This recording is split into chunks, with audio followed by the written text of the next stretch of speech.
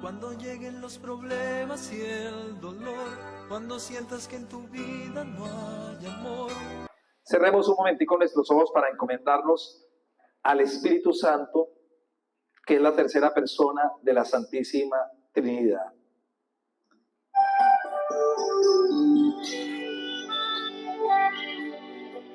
Espíritu Santo,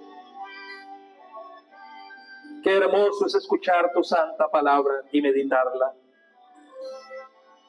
porque escuchar tu palabra hace que nuestra fe crezca, porque tu palabra tiene poder. Te entrego mis labios, mis pensamientos, estas palabras que voy a dirigir para que sean guiadas por ti, Espíritu Santo. También bendice a nuestro ministerio Ríos del Espíritu Santo, a todos los que han venido y los que nos mirarán a través de las redes sociales. Virgen Santísima, bajo tu amparo nos colocamos. Dios te salve María, llena eres de gracia, el Señor es contigo. Bendita tú eres entre todas las mujeres, y bendito es el fruto de tu vientre, Jesús. Santa María, Madre de Dios, ruega por nosotros pecadores, ahora y en la hora de nuestra muerte. Amén.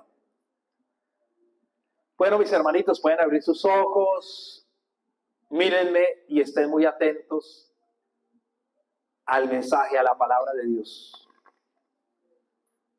No cesaré de repetirles este texto bíblico, que algunos ya se lo saben y otros no. Quizá yo creo que la mayoría se les ha olvidado. Romanos 10, 17. Por favor, levanten la mano los que se acuerdan y saben exactamente qué dice Romanos 10, 17. ¿Quiénes son? Solamente la hermana Verónica y la hermana Marta son las únicas que se acuerdan de este texto.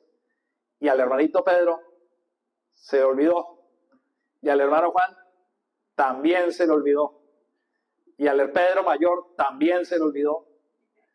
El único que se acuerda, las únicas que se acuerdan son las dos mujeres, la hermana Marta y la hermana Verónica. Pero se lo voy a recordar, ¿sabe por qué? Es porque es que en este texto está la explicación por qué es importante predicar la palabra de Dios. O sea, se necesitan predicadores.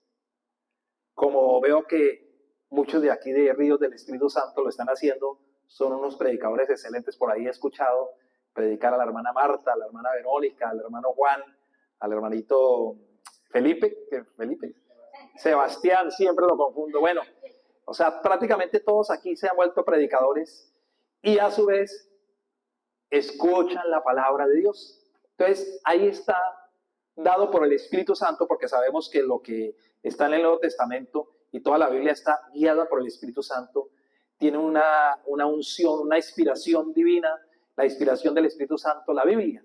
Entonces, ahí el Espíritu Santo nos está enseñando por qué es importante que se predique la palabra de Dios y por qué es importante que se escuche. Ustedes al escuchar la palabra de Dios como lo están haciendo en este momento, igualmente los que me miran a través de YouTube, de Facebook, de las diferentes redes sociales, mire el poder tan grande que tiene escuchar la palabra de Dios. Esto es lo que hace. Dice así, Romanos 10, 17, la fe viene por oír la palabra de Dios.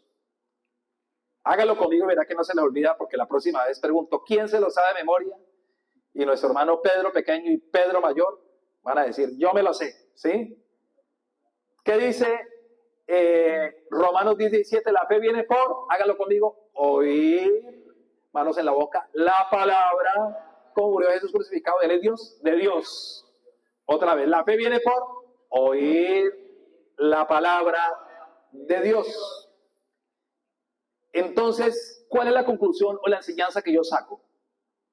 Que si nosotros queremos que nuestra fe se aumente, que nuestra fe crezca, que nuestra fe se engorde, como aquí la mayoría de nuestros hermanos en Estados Unidos están gorditos porque tienen mucha comida, tanto que hasta a mí también ya me están engordando, y Martín pronto pesará 400 libras como un toro cebú, de tanta comida que nos dan para la gloria del Señor Jesucristo. Entonces, así como el cuerpo se está engordando y se está alimentando, pues también el alma se alimenta con un ingrediente muy hermoso llamado la fe. La fe. ¿Qué es la fe? Pues también el Espíritu Santo da la definición. Y yo también le he sacado muchos gestos porque eso se lo aprendí al padre Ari Betancourt, que él nos enseñaba la palabra de Dios con gestos en las manos y así. Y a mí nunca se me olvidó los textos que él me enseñó porque él lo enseñaba con las manos. Entonces, Hebreos 11:1, miren, de verdad tan fácil, si lo hacen con las manos se lo van a aprender también. Porque, a ver, levante la mano, ¿quién sabe qué dice exactamente Hebreos 11:1? Pero que no vayan a fallar, no van a estar mintiendo porque estamos delante de Dios. ¿Quién sabe exactamente qué dice Hebreos 11:1? Ay, Dios mío, mire cómo quedamos, mire cómo quedamos. Así quedamos. Van a aprenderlo. Así con las manos y verá que es fácil. Dice, la fe es, junta las manos así, seguridad. Así vea, junte las manos bien junticas, seguridad. Y ahora arriba como teniéndose un árbol que se cayó, téngase un árbol con las dos manos. Detener. Y entonces hace como extendiendo las manos, lo que se espera. Así, lo que se espera. Diga así, lo que se espera. Diga lo que se espera. Eso. Y sigue diciendo Hebreos 11:1. Certeza, es igual que seguridad. Diga certeza, junte las manos. De lo que no se ve y se saca un ojo y se lo mira. Sáqueselo, hermana Marta, y míreselo. Sáqueselo y míreselo ahí. Mire su ojo, ¿sí? Bueno, eso es Hebreos 11:1, pero hagámoslo otra vez porque de pronto todavía no lo han aprendido. ¿Qué es la fe? Seguridad de tener lo que se espera. Certeza de lo que no se ve. Acuérdense en el chiste viejo, que ya Martín se lo sabe de hace muchos años, el de dos mexicanos que estaban, yo digo mexicanos porque aquí la mayoría son guatemaltecos, pero como todavía no sé hablar guatemalteco, tengo que cogerle su acentico. Ustedes tienen su acento, los guatemaltecos, pero todavía yo no lo sé imitar. En cambio, de los mexicanos chilangos sí lo sé imitar, porque hace 30 años viniendo aquí a Los Ángeles, California, ya hace el acento de los mexicanos chilangos, así le llaman. Entonces estaba un mexicano chilango, le dijo al otro, pues órale, compadre, pues le apuesto $1,000 a que soy capaz de morderme el ojo. Le dice, pues órale, ¿cómo se va a morder el ojo? Eso es imposible, eso no se puede, pues órale. No, pues apostemos $1,000 y apostó los $1,000. ¿Y saben qué hizo? Se sacó la caja de dientes y se mordió un ojo. Y se ganó los $1,000. Y entonces le dijo, pues compadre, le apuesto a que yo soy capaz de morderme el otro ojo. Otros $1,000. Dijo, pero ¿cómo va a ser posible? Pero que ya no sea sacándose la caja de dientes. Dijo, pues sí, le apuesto otros $1,000 y apostaron. ¿Saben qué hizo? Se sacó un ojo que tenía de vidrio y se lo mordió y se ganó los otros $1,000. No se le olvide lo que dice Hebreos 11:1. La fe es, hágalo conmigo, seguridad de tener lo que se espera, certeza de lo que no se ve. Pero es como tan larga esa definición. La Virgen Santísima también, ella dio una definición muy bonita de la fe. Está en San Juan, capítulo 2, versículo 5, para que lo memoricen. Ahí sí, no, como es tan cortico, no me he inventado gestos, es fácil de memorizar, pero por favor coloque el dedo en la 100, así en la 100, sus dedos hágase un masajito de la 100, diga San Juan 2.5, San Juan 2.5, dígalo 5 veces para que lo memorice, ¿sí? Sí, con ambas manos, lo que pasa es que yo tengo micrófono, por eso no puedo con ambas manos. Usted no tiene micrófono, Pedro, hágale con ambas manos eso. 5 veces, hasta que lo memorice, que se le grabe, que le entre al cerebro, ¿sí? Hermana Vicenta Fernández, aquí está con nosotros Vicenta Fernández, la discípula de Vicente Fernández, ¿sí? San Juan 2.5 es otra definición de la fe. Hagan lo que Él les diga. Sea tan fácil. Eso es fe. Pero como aún hay gente que no lo entiende tan fácil, hagan lo que Él les diga. Entonces hay una definición igualita, pero como que es más fácil de entender todavía. Pero es la misma definición de la Virgen María. San Juan 2.5, hagan lo que los diga. La fe significa es reclamen las promesas de Dios. Es una definición, digamos, creo que más fácil de entender. ¿Qué es la fe? Reclamar las promesas de Dios. ¿Qué es la fe? Dice la Virgen Santísima, hacer o cumplir lo que Dios manda en su palabra, lo que su Hijo Jesús, que es nuestro Dios, nos manda y lo que aparece en toda la Biblia. ¿Qué es la fe? Reclamar y creer que lo que Dios ha prometido, Él lo cumple, porque Dios no es como nosotros los seres humanos que somos incumplidos. Por ejemplo, hoy el padre Bala tenía que estar aquí a las 6 y le llegué como a las 6:15. Y todos ustedes, ¿cómo estaban? Así aburridos, ¿cierto?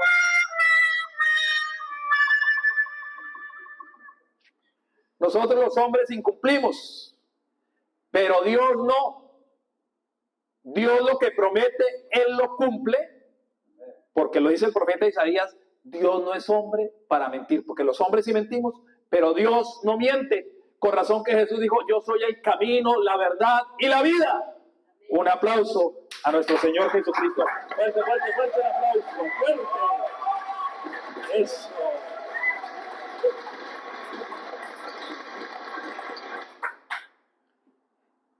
Entonces, en palabras todavía más sencillas, a ver, palabras del padre Bala, ¿qué es la fe? La fe es creer que lo que Dios prometió, que está en la Biblia, o sea, en la Biblia hay promesas, en la Biblia hay salmos, en la Biblia hay milagros, hay diferentes, decirlo así, diferentes formas como Dios se manifiesta, pero en cuanto a la fe, es muy sencillo, es de todas las promesas que hay en la Biblia, el que tiene fe es el que las cree. ¿Sí? ¿Me entiendes, Méndez? ¿O te explico, Federico? Piña para la niña, mora para la señora, fresa para Teresa, limón para don Ramón. ¿Sí? Entonces, miren todas las definiciones de fe que tenemos. Hebreos 11:1, hágalo conmigo que no se olvide. Fe es seguridad de tener lo que se espera, certeza de lo que no se ve. San Juan 2:5, la Biblia que nos da definición de la fe. La fe es hagan lo que Él les diga, es decir, reclamen las promesas de Dios. Hermanos, definitivamente yo no sé cuántas promesas hay en la Biblia, porque por ahí un predicador decía que 30,000, luego yo me puse a mirar en el YouTube, otros dicen que 8,000, otros que 7,000. Lo único cierto es que son demasiadas, son muchísimas promesas, y para cada situación del ser humano, especialmente para cada problema, hay una promesa. Digo, es porque tristemente nosotros buscamos a Dios solamente cuando hay problemas. Pues la mayoría, ¿no? Hay gente que sí es muy linda, que es agradecida con Dios, que está bien y que tiene todo lo necesario y que no tiene problemas y viene a buscar a Dios, pero son poquitos. En esos eventos grandes, estos congresos grandísimos que hacemos en la renovación carismática, el 90% de la gente que llega allí llega es porque tiene problemas o porque están enfermos, porque les han hecho brujería, porque un demonio se le sube y se le baja, porque alguien le robó, porque se separaron, porque la familia se dañó, porque no tienen trabajo. Entonces, cuando nosotros tenemos grandes problemas, hay grandes promesas que Dios nos ha dejado. Y el trabajo de nosotros, los discípulos de Jesús, ¿quién es el discípulo de Jesús? El que escucha las palabras del Maestro Jesús y las pone en práctica. Entonces, mis hermanos, si tenemos grandes problemas, tenemos grandes promesas. Un ejemplo, un problema terrible del ser humano es la enfermedad. Mire el caso de nuestra hermanita Angelina, quien la hermana Verónica es testigo. Ella me ha contado que la hermana Angelina tiene un don de profecía muy grande que Dios le dio y muy certero, o sea, es decir, de Dios, del Espíritu Santo realmente. Pero a la hermanita le llegó esa tribulación, ese problema. ¿Cuál fue? Una enfermedad grande en su hígado, en otras palabras, pues en un lenguaje sencillo, cáncer en su hígado, en su estómago. Pues los médicos son los que saben y utilizan esos términos raros, pero así sencillamente le llegó esta prueba tan terrible a la hermana con ese cáncer que la ha opacado, que la hace sufrir esos grandes dolores, que tiene que ir frecuentemente al médico. Y entonces, ¿qué es lo que tiene que hacer la hermana Angelina? Reclamar una promesa de curación. Y eso es fe.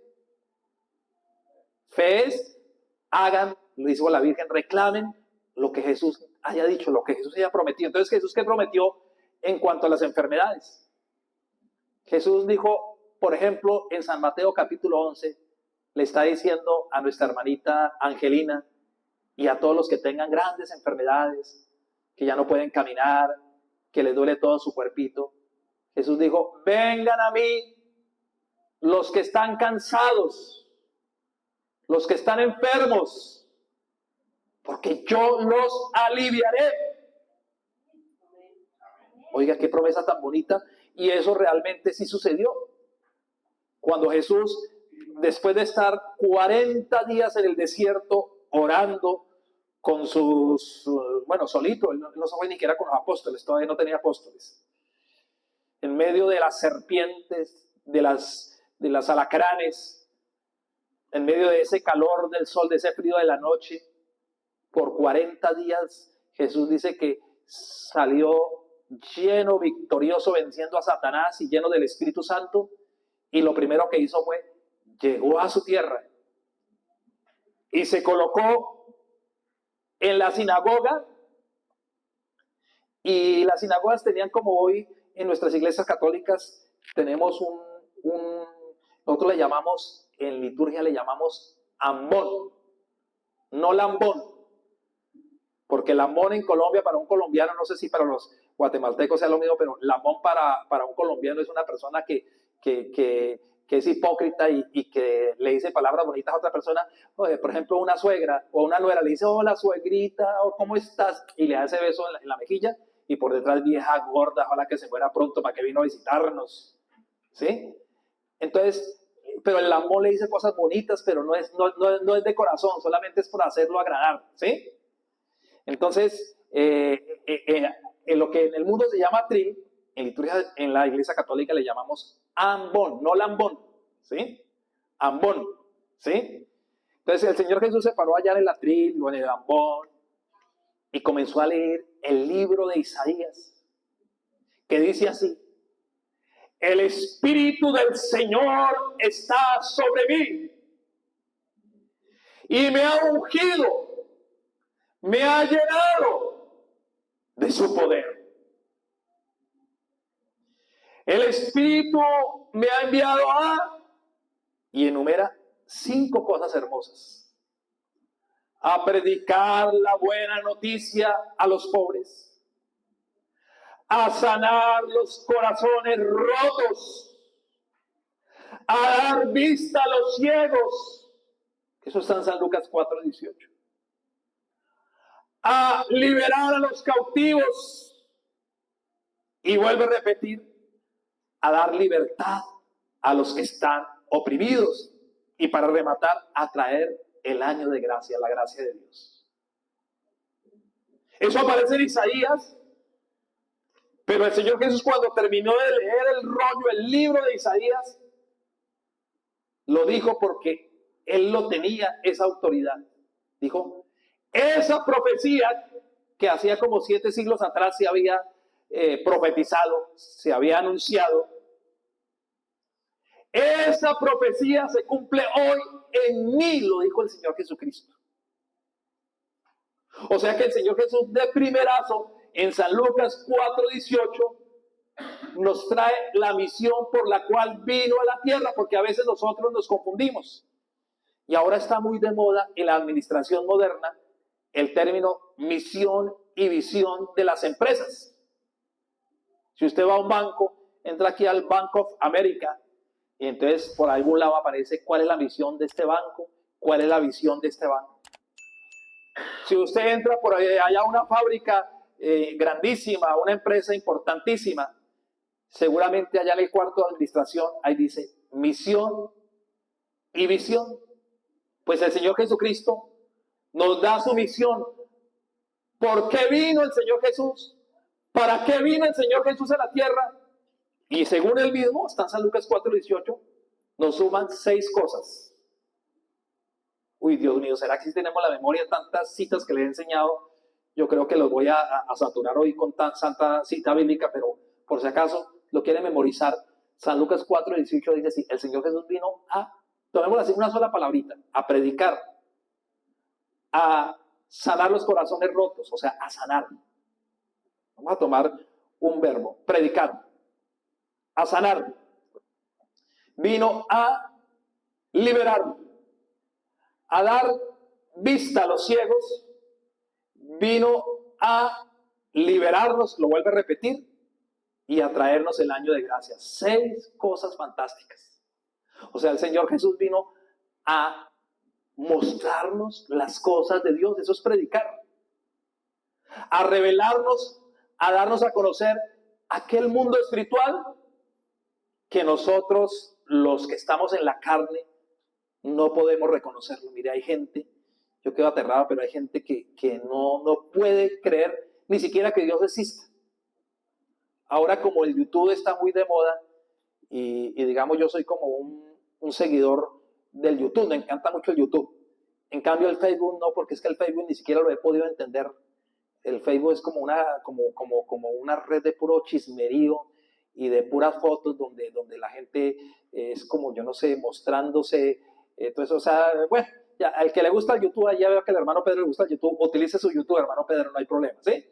Pero yo soy muy admirador del YouTube y resulta que aquí en el YouTube, hermanos, hay algo que hay muchas personas que comienzan a decir muchas cosas. Entre ellos, hay católicos que vienen a decir que ellos son defensores de la doctrina católica y muchas veces pues bonito, porque hay algunos que realmente son muy humildes, son muy de Dios, pero hay otros que se llaman predicadores católicos que aparecen ahí y no tienen nada de católico. Por ejemplo, los que dicen que son defensores de la Iglesia católica, de la doctrina católica, y hablan mal del Papa, en este caso del Papa Francisco, realmente no son católicos de verdad, porque pareciera que no creyeran en un don del Espíritu Santo que nosotros los católicos de verdad sí lo creemos, que el Espíritu Santo le dio al Papa el don de ser infalible cuando él enseña oficialmente la doctrina católica. Y el Papa no puede enseñar cosas diferentes a lo que es del mismo Espíritu Santo, porque es un don que el Espíritu Santo le regaló por ser el Papa, por ser el sucesor de San Pedro. Porque en San Mateo 16 Jesús le dijo a Pedro: tú eres Pedro, sobre esta roca edificaré mi iglesia. Justamente en estos días, creo que ayer o antier, abrió el YouTube y de un muchacho, porque hasta joven, tendrá unos 30 años, y diciendo, dándoselas de muy católico, pero comenzó a criticar al Papa Francisco. Porque el Papa Francisco está de visita por allá en el Medio Oriente, creo, allá o en esos lugares allá lejanos. Y entonces el Papa se reunió con muchos jóvenes de diferentes religiones y el Papa dijo algo que realmente la Iglesia Católica sí lo ha enseñado, pero este muchacho comenzó a criticar al Papa y a decir que el Papa prácticamente estaba equivocado, que el Papa no estaba enseñando doctrina católica. Yo inmediatamente quité ese video y dije: qué estupidez, perdónenme, qué estupidez. Porque si un protestante critica al Papa, está bien, porque él es coherente. Él dice: yo soy protestante, yo no creo en el Papa. Pero ¿cómo ese muchacho va a sacar: soy el defensor de la doctrina católica, soy el apologista, el que defiende la doctrina católica? Y comienza su video hablando mal del Papa, diciendo que el Papa no está enseñando doctrina católica, al decir que Dios está presente en todas las religiones. Y él está diciendo que eso no es doctrina católica. Entonces me da un dolor tan grande, porque los católicos ignorantes que escuchen a ese señor diciendo esa barbaridad del Papa, o sea, criticando al Papa primero que todo, y diciendo que el Papa no está enseñando doctrina católica, es una estupidez, una herejía muy grande que está cometiendo ese señor. ¿Por qué razón? Porque ese muchacho tendrá 30, 35 años de edad Y yo estoy seguro que él no ha estudiado ni filosofía, ni teología, ni ha estudiado antropología, ni ha estudiado psicología, como el Papa sí lo ha hecho, que el Papa tiene como unas 6, 7 carreras de estudio, porque él es de los jesuitas estudian bastante. Entonces ahora para dársela a decir es que el Papa no está enseñando doctrina católica, porque el Papa dijo que Dios está en todas las religiones. Y él diciendo que no es doctrina católica, yo no sé de dónde saca eso, porque la Iglesia Católica siempre ha sido muy respetuosa con todas las religiones y siempre la Iglesia Católica ha defendido que Dios está presente en todas las religiones. Ahora, que la religión perfecta está en nuestra Iglesia Católica porque Jesús se hizo hombre y porque nosotros creemos que Jesús está en la revelación plena, eso ya es diferente. Pero perdóneme, ese señor dándoselas más que el Papa, enseñándole al padre a ser hijos, mejor dicho, diciendo es que el Papa no es católico y que no es doctrina católica, lo que el Papa dijo, que Dios está presente en todas las religiones. O sea, ese muchacho no ha leído realmente ni el Evangelio, porque el Señor Jesucristo, Él vino por todas las naciones y Él vino por todos los seres humanos, y ya desde el principio, desde el origen, como por ejemplo el gran padre de la iglesia, San Justino Mártir, que es uno de los discípulos de los apóstoles, ya él comenzó a hablar de las semillas del verbo, que las semillas del verbo están presentes en todo el mundo, en todas las religiones, en toda la cultura. O sea, que Dios y las semillas del verbo, o sea, de Jesucristo, Él de una manera invisible, de una manera misteriosa, pero Él está presente en todas las religiones, de una manera no tan clara, pero está presente.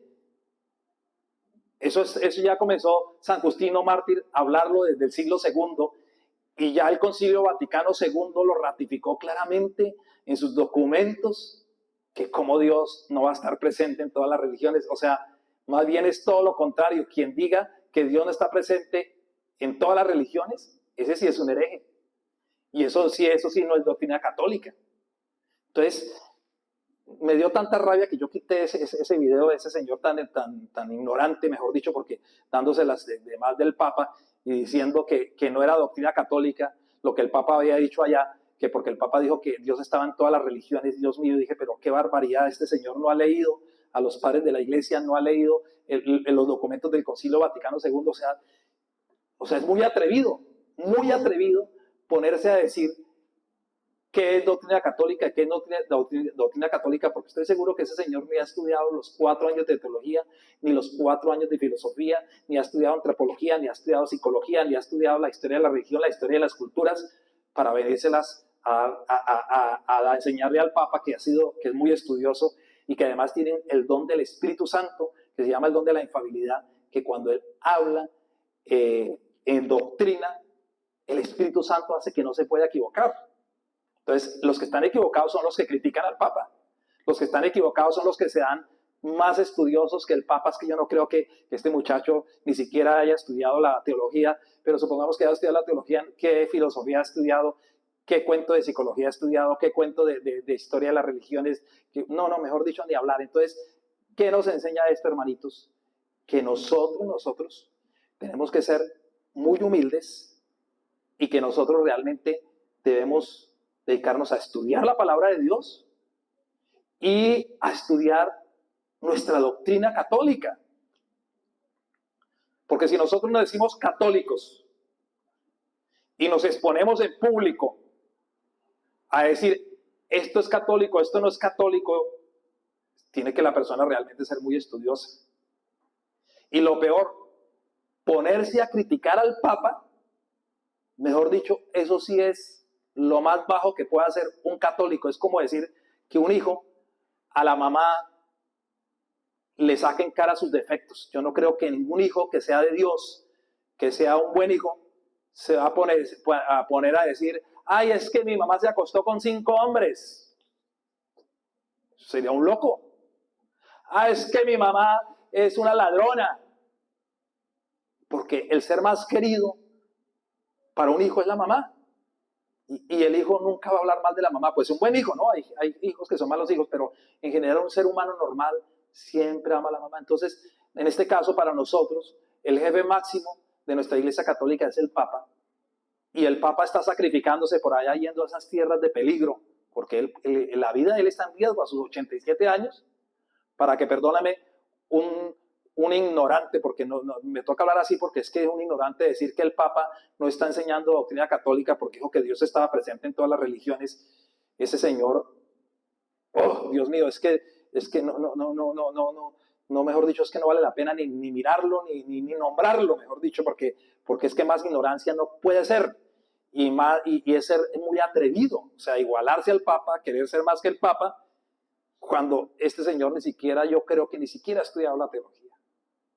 Entonces, esto que nos enseña, hermanos, que por eso sí es necesario una buena predicación, y Jesús fue lo primero que hizo, dijo, yo he venido a predicar, o sea, porque Jesús nos enseña las cosas de Dios, pero hay cosas que son como muy confusas y se necesita que la iglesia, nuestra iglesia católica, por eso somos católicos, nos la aclare a través de su magisterio, que es el Papa y los obispos. Entonces, ahí está el catecismo, donde esta predicación de la palabra de Dios tiene que ser conforme a nuestra fe, conforme a nuestra doctrina, ¿sí?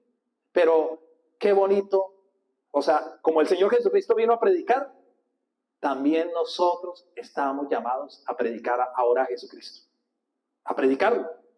Y por eso me encanta que aquí como que ustedes están predicando muy frecuentemente, se están turnando, y eso es bonito. Y también ustedes se dedican a escuchar la palabra de Dios, por lo tanto su fe va a crecer.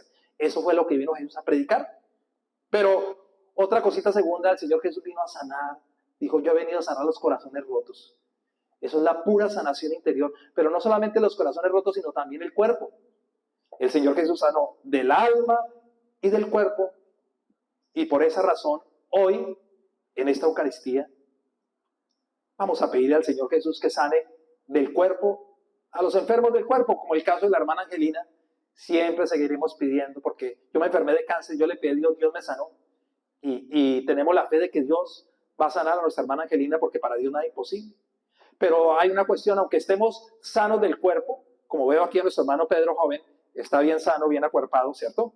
Y también aquí está nuestra jovencita, también está bien sana, no tiene ninguna enfermedad, ¿sí? Ya los viejitos se están poniendo enfermitos, entre más viejo, más enfermo, más acabado, ¿sí? Pero, aunque el joven esté sano del cuerpo, todos, totalmente todos, necesitamos sanarnos de adentro del alma, que en la renovación carismática, recuerden que este es un grupo carismático, le llamamos la sanación interior. Todos necesitamos sanarnos de nuestro interior.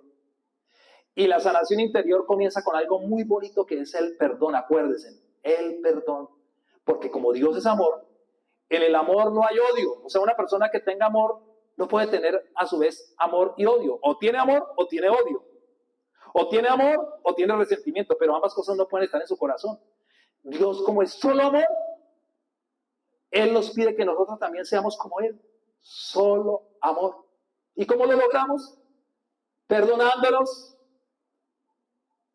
Siempre aquí cuando oremos, acuérdense, no solamente hay que orar por los amigos, sino por los enemigos, porque ese es un acto de perdón, orar por los enemigos. Y los enemigos no crean que son esa gente que está ya mala, que está atracando, que está robando.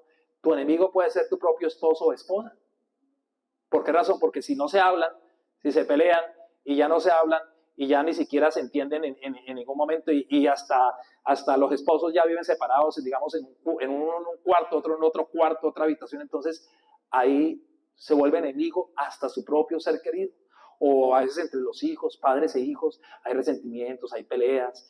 Por eso, mi hermano, solo amor, es el principio de la sanación interior, que Dios sane nuestro corazón y nos llenemos de mucho amor. Pero Jesús también dijo que Él vino a traer vista a los ciegos.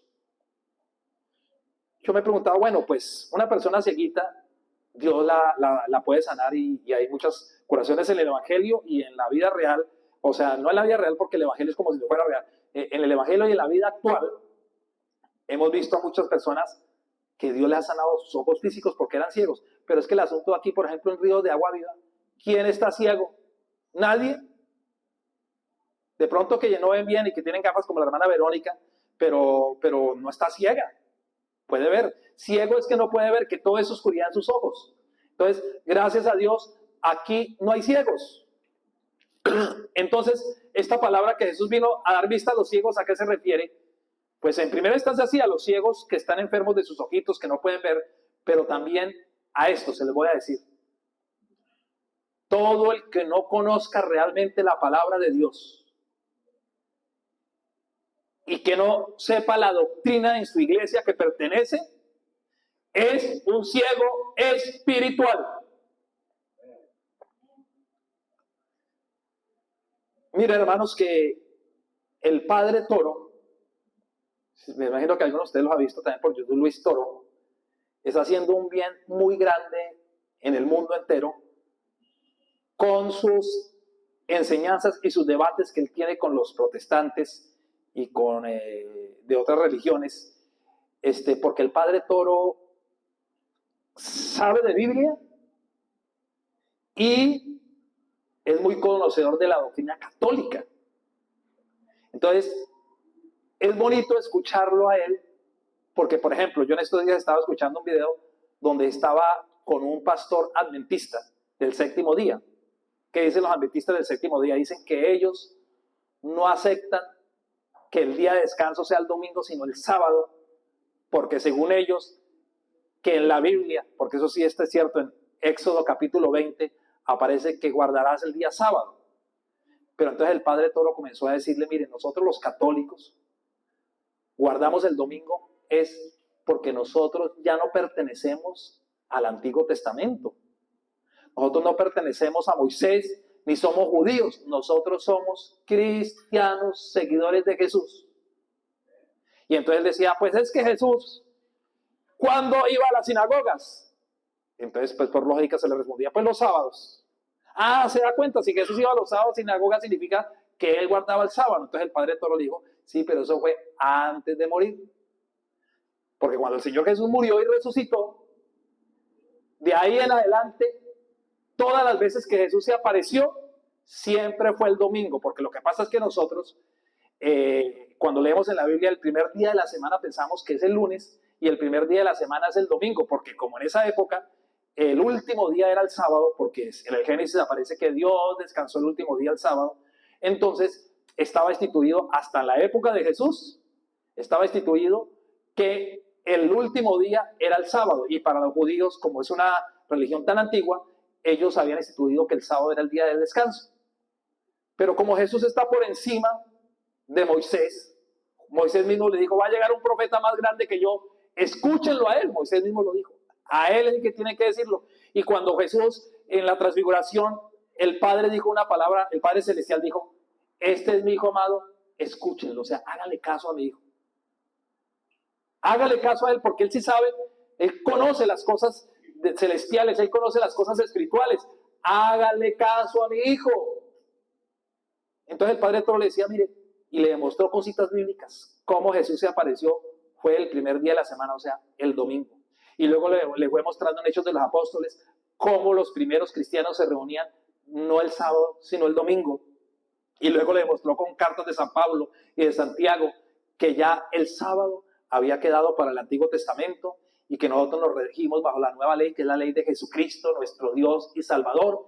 Y si Jesús resucitó un domingo y se apareció un domingo, por eso para nosotros el día más grande es el domingo para la gloria de Dios. Pero eso solamente se sabe estudiando bien la Biblia, porque claro, si cogen solamente Éxodo capítulo 20, pues entonces ahí donde nace eso. Entonces, por eso nosotros tenemos la gravísima obligación, de verdad, nosotros de estudiar la palabra de Dios y estudiar nuestra fe católica, porque, miren, créanlo, la fe católica es la fe que es más fiel a la palabra de Dios. Por eso, escuchando al Padre Toro es un encanto, porque todo lo que la Iglesia Católica cree siempre es basado en la palabra de Dios. Una persona ignorante, cualquiera que sea, se llama ya pastor y que Dios le iluminó, que tuvo un sueño, y entonces comienza a enseñar cosas distorsionadas porque se basa solamente en un texto, porque no lee la Biblia completa, porque no lee toda la historia del cristianismo en 20 siglos, entonces caen en errores gravísimos. Por eso, hermano, hay que leer primero que todo la palabra de Dios. Ahora, yo sé que es duro leer toda la palabra de Dios porque a veces ni siquiera los sacerdotes hemos leído toda la palabra de Dios. Nosotros tenemos la gravísima obligación, hermanos, de leer la palabra. Porque ¿cómo vamos a reclamar la palabra de Dios si no la leemos? O sea, la fe es reclamar las promesas de Dios. Pero ¿en dónde están en la Biblia? Y si no la leemos. Entonces yo entiendo que ya llega un momento en que prácticamente no vamos a leer la Biblia por más que lo insistamos. Que le decimos, hermano Pedro Mayor, lea la Biblia. Y hermano, no, es que ya estoy trabajando. No, es que mi esposa. No, es que mis hijos. No, es que la marrana puso huevos. Y todo el mundo tiene una disculpa para no leer la Biblia completa. Entonces yo les recomiendo, aunque sea, y que nos podamos morir siendo conocedores de los evangelios. Pero yo sé que ni siquiera los 4 evangelios hay personas que lo han leído completo, y si no, hagamos una prueba. No me van a mentir. Si no, el que mienta aquí, le voy a decretar 400 años en el purgatorio bajo 40.000 grados Fahrenheit. Así. Y aquí como un pollo así asado, achicharrándose allá en el purgatorio, ¿sí? Entonces no puede mentir. Levante la mano quien ha leído completo los 4 evangelios de San Mateo, San Marcos, San Lucas y San Juan. Sin mentir, si no lo ha leído completo, pues no levante la mano y no ha pasado nada. Porque no ha pasado nada. Pero si lo leyó, pues claro, levante la mano para demostrarles que ni siquiera uno de pronto lo ha leído completo. Entonces ahora sí, levánteme la mano. ¿Quién ha leído aquí los 4 evangelios completos? Que dice, sí, padre, yo lo he leído, lo he estudiado. Uy, yo me lo sé hasta de memoria, que dice San Lucas, que dice San Marcos y que dice San Juan. ¿Quién? A ver, levánteme la mano. Ay, Dios mío. Miren alrededor a ver si ven a alguien con la mano levantada. Miren cómo quedamos, miren cómo quedamos. Y yo me percaté de ese error porque yo, hermanos, duré prácticamente 28 años siendo sacerdote y después de haber estudiado 10 años en el seminario, sin leer la Biblia completa y sin leer los evangelios completos. Entonces, cuando me di cuenta de ese error, dije, y lo estoy haciendo hasta el día de hoy, dije, aunque sea, ya tengo 56 años de edad, aunque sea voy a leer los evangelios, pero estudiarlos de verdad, y que si me muero, yo tenga en mi corazón las palabras de Jesús, porque Jesús dio un mandato. Por ejemplo, yo siempre le pregunto esto a la gente, según la Biblia, ¿cuál fue el último mandato que Jesús dio? Y ninguno sabe, ni se acuerda. Y resulta que en San Mateo, capítulo 28, dijo el Señor Jesús a sus apóstoles, dijo así, vayan y hagan discípulos míos, bautizándolos en el nombre del Padre y del Hijo y del Espíritu Santo. Entonces, nos quedamos solamente con la partecita del bautismo, porque eso sí, pues gracias a Dios todos somos bautizados, nuestros padres nos bautizaron, ustedes bautizan a sus niños, pero antes incluso que el bautismo, Jesús da la orden de que a sus apóstoles, que todos seamos discípulos de Jesucristo. En teoría todos lo somos acá, pero en la práctica no. Le voy a decir quién sí y quién no. No porque usted haya sido bautizado aquí en la Iglesia Católica, no porque usted venga frecuentemente a las misas, se confiese, comulgue, rece el rosario, no sé, que sea aparentemente muy católico, eso no quiere decir que usted sea realmente un discípulo de Jesucristo. Porque tristemente, a veces nos encontramos un borracho en la calle, ahí durmiendo, y usted pregúntele, oiga, ¿de qué religión es? Y siempre dice, soy católico. Entonces, una vergüenza para nosotros los católicos, Dios mío. Si usted entra a un prostíbulo y le pregunta a la mayoría de los hombres que van donde las prostitutas, oiga, ¿usted de qué religión es? Seguramente dice que son católicos. Entonces, ¿qué pasa? Son católicos de nombre, pero realmente no son discípulos de Jesús porque no están haciendo lo que Jesús manda. Entonces, ¿cuándo realmente nos convertimos en Jesús? Cuando cumplimos las palabras de Jesús. ¿Pero cómo las podemos cumplir? No hay otra forma sino leyendo el Evangelio. Porque les voy a decir otra cosa, hermanitos. Escuchen lo que les voy a decir. A veces nosotros y los mismos sacerdotes estamos cayendo en ese error. Estamos enseñando la doctrina de la Edad Media, que sinceramente en la Edad Media hubo una degeneración de las enseñanzas del Evangelio, de las enseñanzas de la iglesia primitiva, porque tristemente ustedes saben que los papas se llenaron de mucho orgullo, los papas de la Edad Media, al volverse como emperadores, y hay papas que fueron muy malos y que seguramente deben estar en el infierno ardiéndose de lo malo que fueron, ¿sí? Porque se llenaron de mucho orgullo y hicieron cosas muy terribles. Uno escucha como el Papa Borgia, que tenía esposa y que tenía mujeres y que tenía hijos por todos lados, y que un hijo era asesino, y que dicen las malas lenguas que hasta violó a su propia hija. No, es una cosa espantosa lo que uno escucha de esos papas de la Edad Media. Pues no todos, pero sí hubo gente, papas muy malos. Entonces resulta que en esa época se enseñaron cosas que eran conforme a esa época, pero no eran conforme al Evangelio. Y entonces, ¿qué pasó? Que nosotros corremos el riesgo de, si no leemos el Evangelio puro, de nosotros estar repitiendo enseñanzas de la Edad Media y no las enseñanzas de Jesús. Les voy a dar un ejemplo. Y abran sus oídos porque esto puede ser escandaloso. ¿Sí? Mire, el tema de la comunión en la mano. Escúchenme bien lo que les voy a decir, porque esto puede ser escabroso y de pronto nuestro hermano Pedro se rasca las vestiduras diciendo: no, el padre es un hereje, ¿cómo va a decir esas barbaridades? ¿Sí? Y nuestro hermano se quita la chancleta y me la tira así como hacen los del Medio Oriente, así que tiran un chancletazo de rabia, ¿sí? Así le pasó aquí al presidente George Bush, que le tiraron una chancletazo allá cuando llegó allá. Entonces, escuchen lo que voy a decir.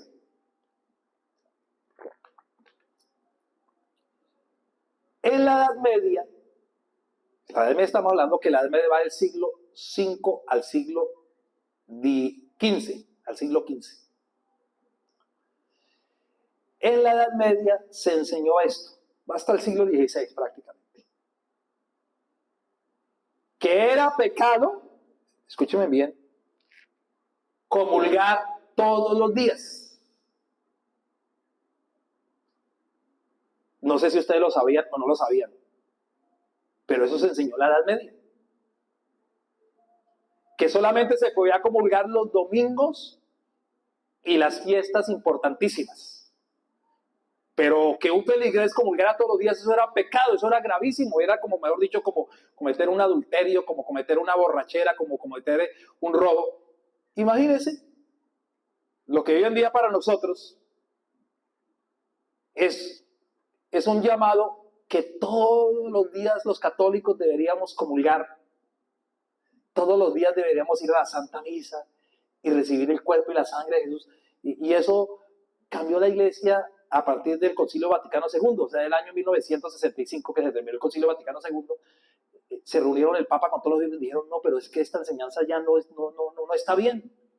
¿Cómo se va a enseñar que es pecado es que comulgar todos los días? Imagínense, cuando el llamado es, Jesús dijo en San Juan capítulo 6, dijo: el que coma mi carne y beba mi sangre no morirá, tendrá vida eterna. Entonces, ¿cómo así que es pecado comulgar cuando Jesús en el capítulo 6 dice que debemos excomulgar su cuerpo y su sangre? ¿Cuándo? Pues todos los días, a toda hora y a todo momento. Ojalá que si alguien dice: padre, si asisto 15 veces en un día a una misa, o sea, 15 misas, ¿puedo comulgarlas 15 veces? Claro que sí. Ahora ese es el sentir. ¿Por qué razón? Porque ahí está el cuerpo y la sangre de Cristo, y no es que Él lo prometió: el que coma mi carne y beba mi sangre no morirá, tendrá vida eterna. Entonces, miren lo que pasó. Que hoy en día, en YouTube, yo hablo de YouTube porque es la red social que más miro, vuelvo a hablar, hay predicadores que se las dan de muy católicos, y lo peor del asunto es eso, criticando al Papa, es lo peor del asunto, porque ahí no hay catolicismo, o sea, ahí no hay respeto. Si no se respeta al Papa, ¿cómo se va a llamar católico? ¿Sí? Entonces, hay predicadores que enseñan hasta el día de hoy lo siguiente: que recibir la comunión en la mano es pecado. Entonces, ahí es donde viene la pregunta. ¿Será que recibir la comunión en la mano es pecado o no es pecado? Piénsenlo. Entonces uno dice, bueno, tenemos que seguir las enseñanzas de nuestros superiores, que son los papas. Entonces, el Papa Pablo VI, en el año de 1966, 67, algo así, él sacó un documento donde todos los demás papas lo han ratificado, que sí es posible dar la comunión en la mano. Y eso se puso en práctica aquí en los Estados Unidos. Se practicó mucho antes del coronavirus. Yo siempre a todas las iglesias donde iba, veía que daban la comunión en la mano y digamos, para mí era raro porque como en América Latina sí no se acostumbra, es la comunión en la boca. Entonces, pues digamos, yo solamente quedaba como asombrado porque para mí era extraño, yo no veía eso en América Latina. Entonces, cuando ya comencé a venir aquí a los Estados Unidos y vi que daban la comunión en la mano, bueno, no le tomé importancia.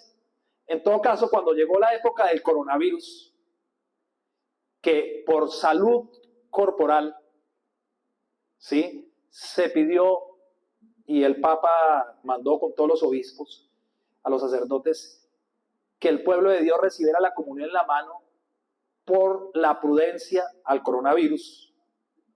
Entonces, ya en América Latina y en todas partes del mundo se comenzó a dar la comunión en la mano en esa época del coronavirus, ¿ustedes se acuerdan?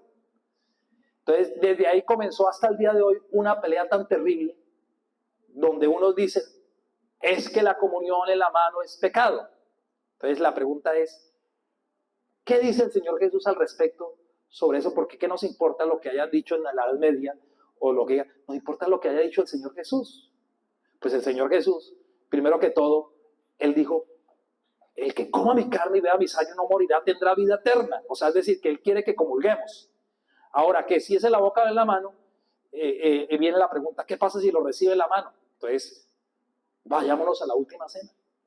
En la última cena, el Señor Jesús tuvo que haber dado la comunión en la mano porque no existían las hostias como hoy en día nosotros la vemos, porque eso es algo moderno, las hostias, porque al principio, o sea, los panes de allá eran, haga de cuenta, como una pizza, así de grandes, como una pizza, y entonces tenían que partirlo y dárselo por lógica en la mano, porque una pizza nunca se ve que uno se la da al otro en la boca, sino se la da en la mano, ¿sí? La recibe en la mano. Más aún, Jesús le dijo a San Juan, porque San Pedro de Chismoso le dijo, vaya, pregúntele a Jesús, usted que le tiene confianza, ¿quién es el que nos va a traicionar? Y entonces dice que San Juan colocó la cabecita cerca de Jesús y dice, maestro, ¿quién te va a traicionar?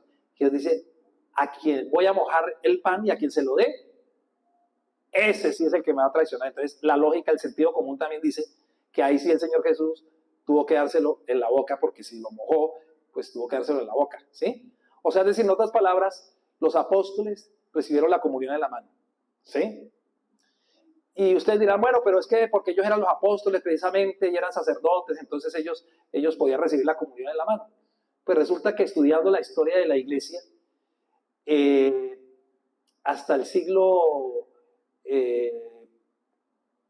quinto por ahí, o sea, hasta que comienza la Edad Media, también se acostumbró dar la comunión en la mano en algunos sectores, porque usted sabe que las iglesias se fueron fundando en ciudades, entonces hubo muchas iglesias donde daban la comunión en la mano, o sea, es decir, no era pecado ni era malo dar la comunión en la mano, porque tanto el Señor Jesús lo dio en la mano como la iglesia primitiva lo hizo en algunos sectores. Entonces, después ya en la Edad Media se llegó a ese extremo contrario donde dijeron que hasta era pecado comulgar todos los días y que si usted asistía una vez a la misa, o mejor dicho, que solamente podía comulgar una vez al día, porque si comulgaba más de una vez al día, hacía que asistiera a 3 o 4 misas, que era pecado. Entonces todo eso se ha ido cambiando porque uno se va al Evangelio y a la historia de la iglesia uno dice, no, Dios mío. Entonces el Papa Pablo VI dio la solución. Es que eso está dado desde el año de 1966, 67, donde el Papa dijo así lo siguiente, dijo, es muy sencillo. Ellos nos enseñaron, la comunión en la mano no es pecado. No es pecado. Pero los feligreses que están acostumbrados a recibir la comunión en la boca, pues muy sencillo, ellos tienen el derecho de recibirla en la boca. Y el que quiera recibirla en la mano, con permiso del obispo también, de la diócesis, pues la puede recibir en la mano. O sea que quedó algo muy bonito. O sea, en otras palabras, los papas, especialmente el Papa Pablo VI, en ese documento que escribió, solucionó el problema diciendo que el feligrés comulgue como quiera y que nosotros los sacerdotes respetemos su parecer. Aquí en Estados Unidos siempre ha sido normal recibir la comunión en la mano. Los papas no han dicho que sea pecado. Hablo desde el Papa Pablo VI, porque vuelvo a decir, en la Edad Media se dijo hasta que era pecado comulgar todos los días. Entonces ya eso se cambió eso. Entonces, ustedes los feligreses tienen el derecho de recibir la comunión como quiera. Si usted quiere recibir la comunión en la boca, porque usted siente que en las manos que peca porque alguien se lo enseñó, pero eso es porque es alguien que está todavía en la Edad Media, ¿cierto? Pues usted tiene el derecho de recibirla en la boca y nosotros los sacerdotes tenemos que respetarle, darle la comunión en la boca. Pero si alguno de ustedes extiende su manita para que demos la comunión en la mano, dice el Papa Pablo VI, que nosotros también, los sacerdotes, debemos dársela en la mano porque es, digamos, como un derecho que tiene el feligrés de recibir la comunión como quiera. ¿Sí? Ahora, si el obispo de cada diócesis, un obispo de una diócesis dice, no, quiero que la comunión sea solo en la boca, pues toca obedecer porque donde manda capitán no manda marinero. Pero los papas siempre han autorizado que los obispos, como ejemplo aquí en Estados Unidos, autorizaron que se pueda dar la comunión en la mano y se da en la mano. Entonces no sé cómo estarán ustedes en cuanto a esto, pero era solamente por darles un ejemplo de que tenemos que leer el Evangelio, porque si no leemos el Evangelio nos vamos a confundir, hermanos, con tanta gente que está diciendo cosas tan diferentes y que se las da de católicos. Y yo me doy cuenta que hay gente que se las da de apologistas, de defensores de la doctrina católica y son muy ignorantes. Ya es diferente el caso del Padre Toro, porque el Padre Toro sí es un sacerdote que ha estudiado muy bien la doctrina católica, que la enseña muy bien, que ha leído la Biblia, la sabe de memoria, sabe la doctrina católica.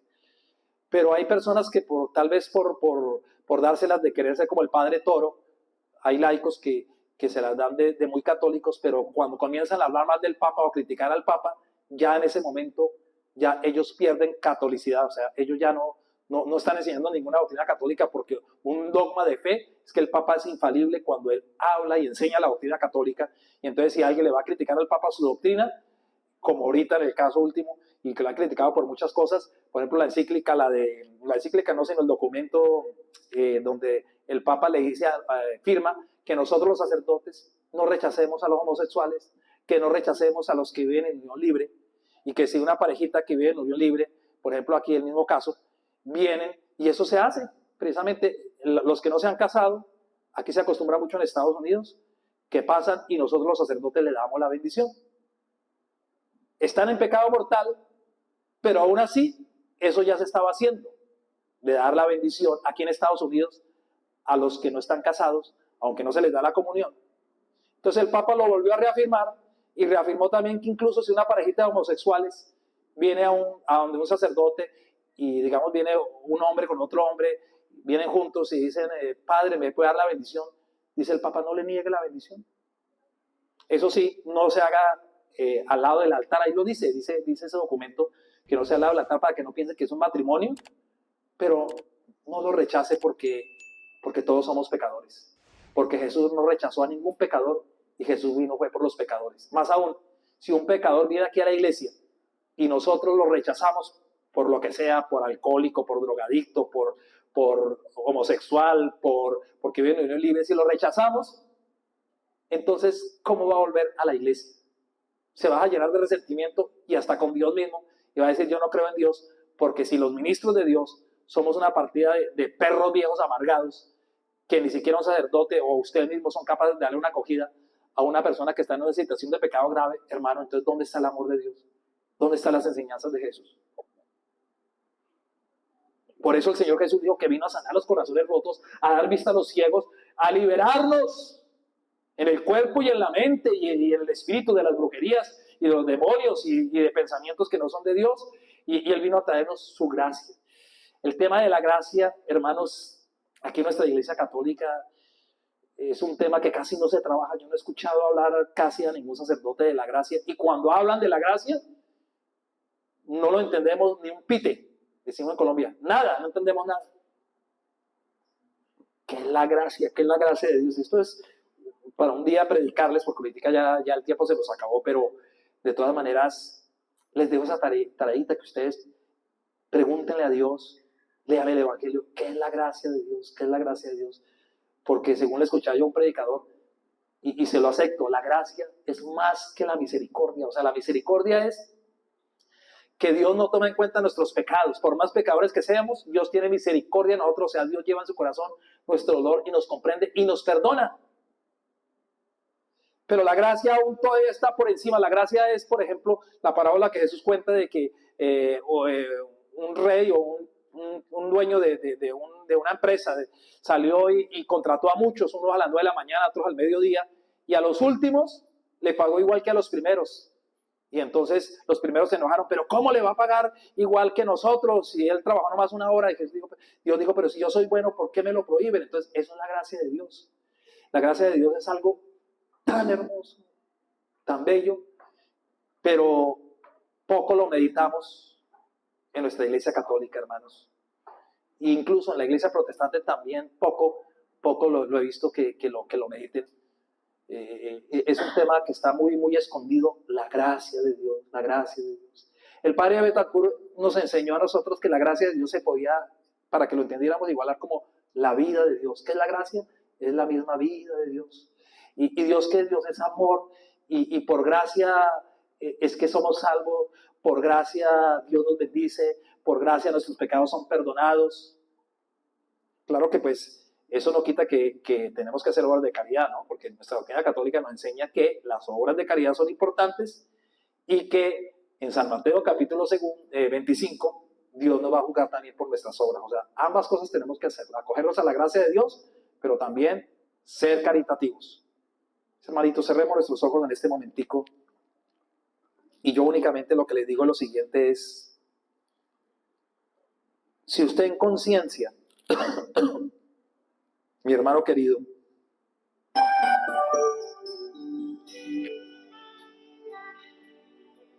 ve que realmente no va a leer la Biblia completa porque no le va a sacar el tiempo, porque usted de pronto ya es muy mayor,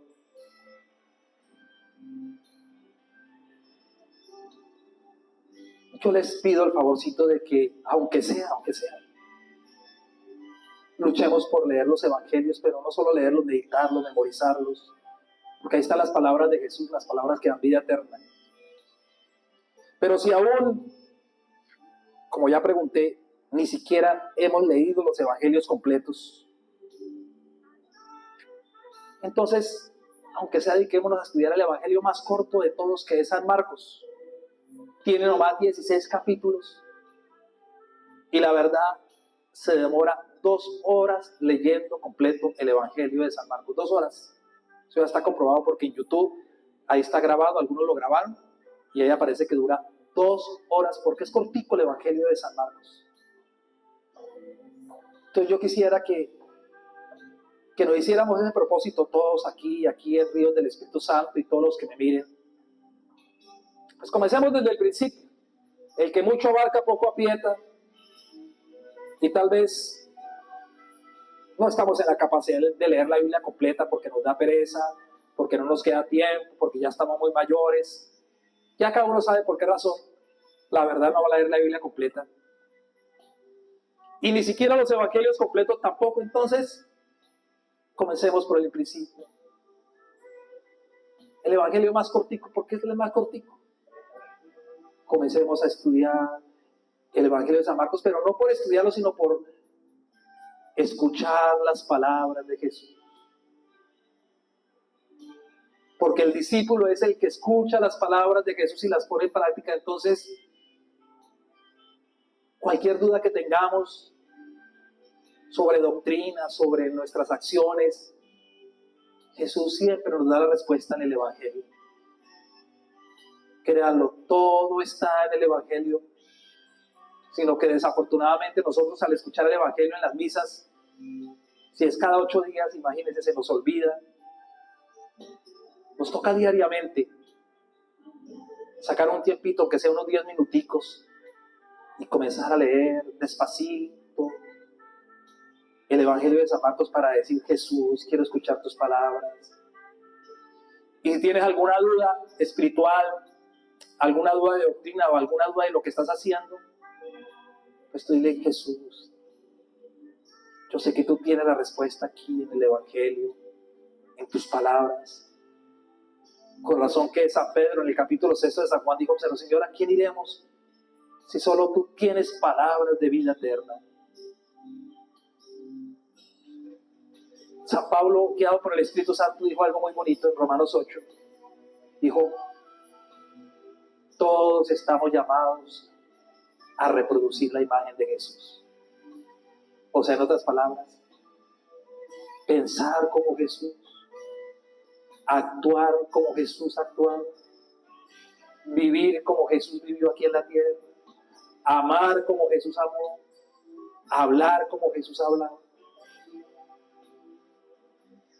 Hay un dicho que dice que el que anda con la miel, algo se le pega. O sea, si tú no lees el Evangelio, no te vas a convertir en otro Cristo. Si tú no memorizas las palabras de Jesús y no las pones en práctica, no se va a reflejar en ti la presencia de Jesús. El termómetro es este: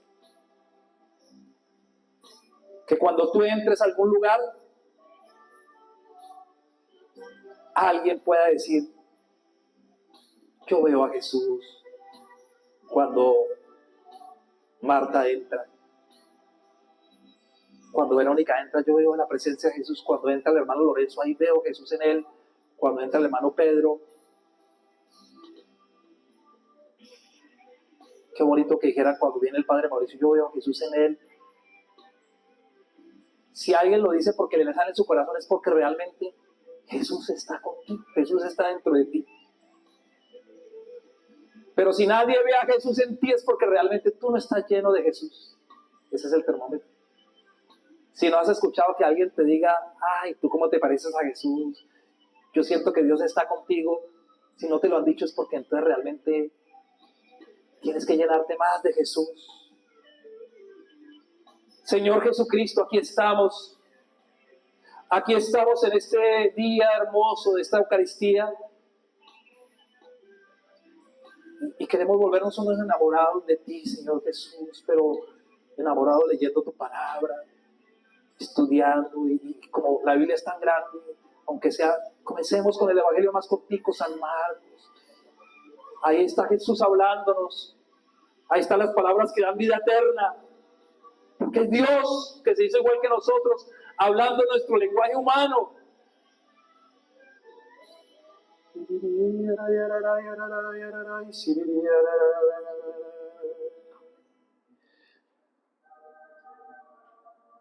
Ahora, hermanos, bueno, antes de hacer la oración, de prepararnos a la comunión, se me dio también a la Virgencita María.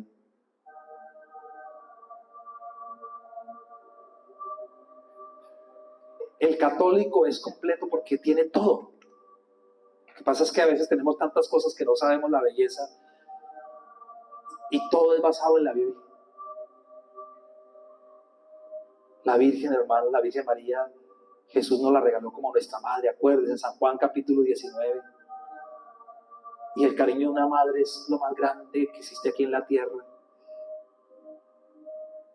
Si tenemos la dicha de permitirle a la Virgen que sea nuestra madre, pero qué protección tan grande vamos a tener. Créanlo. Recuerden estas palabras que la misma Virgen María le dijo a San Juan Diego. Le dijo, cuando Juan Diego estaba preocupado: hijito mío, ¿por qué te preocupas? ¿Acaso no sabes que soy tu madre? La Virgen Santísima también viene a decirnos hoy a nosotros, los que la amamos, porque recuerden que hay dos clases de devotos de la Virgen, o dos clases de discípulos o de cristianos: unos que aman a la Virgen y otros que no la aman. Es que nosotros seamos de ese grupo, de los que amamos a la Virgencita a María, porque ella es la mujer más humilde y ella nunca le va a quitar la gloria a su Hijo Jesús. El trabajo de la Virgen María es llevarlos a Jesús. Y las palabras de ella en el Evangelio es: hagan lo que les diga, hagan. Virgen Santísima, pedimos tu ayuda, pedimos tu compañía. Qué hermoso que algún día podemos llegar a ser como tu Hijo Jesús. Solo amor, solo bondad. Jesús dijo un día, pues dijo: mi alimento es hacer la voluntad del Padre. La samaritana dijo: mi alimento es hacer la voluntad del Padre Celestial. Qué bonito que algún día nosotros nazca en nuestro corazón eso de decir, o sea, que ya no me importe ni la comida, la verdad, sino que digamos: mi comida es hacer la voluntad de Papá Dios, porque ese era el alimento de Jesús. Y cuando rezamos el Padre Nuestro, se nos olvida que a veces le decimos en el Padre Nuestro a Dios: Padre, hágase tu voluntad en la tierra como en el cielo. ¿Qué significa? Unamos a Jesús todos nuestros sufrimientos, hermanos, en este momento, todas nuestras angustias, esa enfermedad de la hermana Angelina, ese desempleo porque el hermano Juan, tanto como el hermano Lorenzo y Martín no han podido conseguir trabajito, o quizás sí de pronto, el milagro llega pronto, pero en todo caso, todo ese sufrimiento, toda esta prueba, la unimos a la pasión de Jesús. Mi sufrimiento, en espera de que llegue ese milagro, y nada, entonces este sufrimiento no nos queda sino decir: Padre, hágase tu voluntad aquí en la tierra como en el cielo. Todo es de Dios, todo es voluntad de Dios si estamos en oración.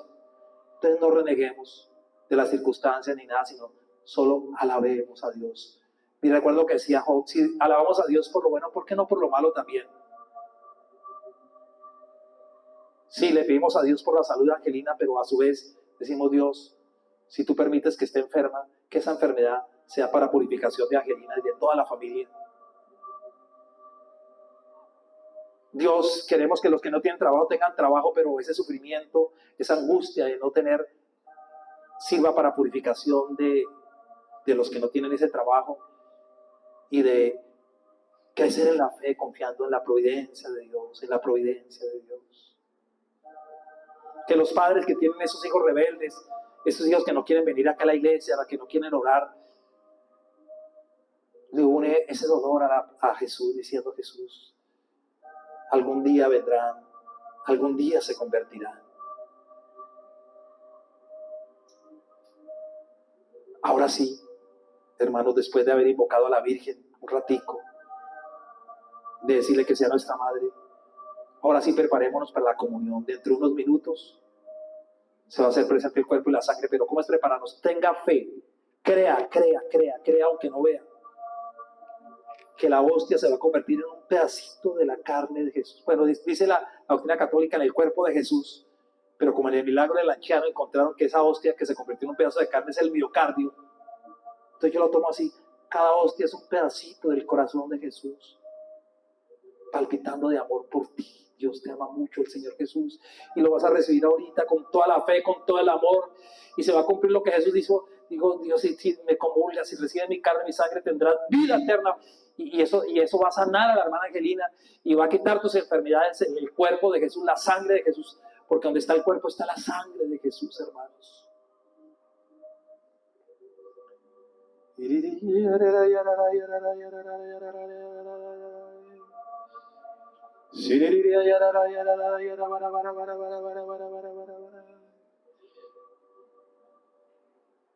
Algo grande Dios tiene para cada uno de nosotros, algo hermoso. Esa es la fe, creer. Todo lo que pidamos en el nombre de Jesús nos será concedido. Fe es mover montañas, lo creemos. Esas montañas, esos problemas ya están en manos de Dios. Cosas lindas nos van a llegar. Nunca se ha oído a alguien que confiara en el Señor fuera defraudado. Dios es bueno, Dios es nuestro Padre. Si Dios alimenta a las aves del cielo, viste a los lirios del campo, ¿cómo no nos va a dar a nosotros sus hijos? Sepamos esperar en Dios. Sepamos confiar en Dios. Vamos a tener la fe que en la comunión va a suceder algo muy grande. Dios te salve María, Llena eres de gracia, el Señor es contigo. Bendita tú eres entre todas las mujeres, y bendito es el fruto de tu vientre, Jesús. Santa María, Madre de Dios, ruega por nosotros pecadores. Cuando lleguen los problemas y el dolor, cuando sientas que en tu vida no hay amor, cuando hay tristeza y soledad.